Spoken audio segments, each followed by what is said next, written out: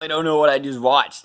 Joe Burrow just annihilated Oklahoma in the first round of these playoffs. 7 touchdowns in the first half, 3 in the first. The game wasn't even close. The game was a blowout early. If you had any questions about what Joe Burrow was capable of before this game, I think those questions were answered. He went outside of the SEC and just absolutely picked apart that Oklahoma defense. And this guy just looks absolutely unstoppable at this point. I mean, he's slowly going through progression after progression. This guy's going through progressions like an NFL level quarterback in college. It's just not even fair for the rest of these teams right now. I mean, sure, that offensive line's giving him all the time in the world over there. We can always bring that excuse up. But guess what? Every single Ohio State's got that offensive line. Alabama's got that offensive line. Every one of these teams got that offensive line. And this guy is just separating himself from those other elite teams. He's just that good back there playing quarterback. I don't want to start throwing out the Rodgers and Brady comparisons yet, but hey, we got a big matchup next week for him. We'll see how he does, whether it's at Clemson or it's at Ohio State.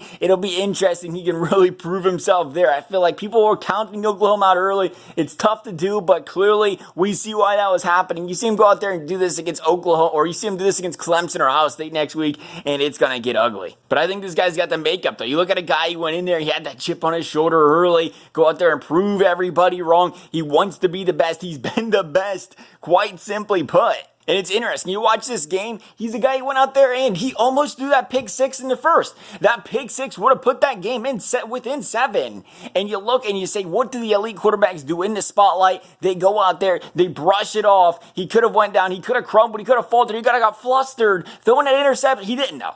He didn't. The guy has the poise of 1,000 angels, and he's just absolutely dominant out there. There's nothing that can faze this guy. And now you look at him coming up here against Ohio State or Clemson, like, what are these two teams going to do? They got to hit him. There is no other option. We brought it up. This guy goes through progression after progression after progression. If you give him time, he's going to pick apart your entire defense. It doesn't matter how good that defense is. He's going to throw over, he's going to pick them apart. You got to get to that quarterback. If neither one of those teams get to Burrow, you just might as well count this as an LSU championship early because there's nobody stopping him. He's just too good at breaking down secondaries when you give him time.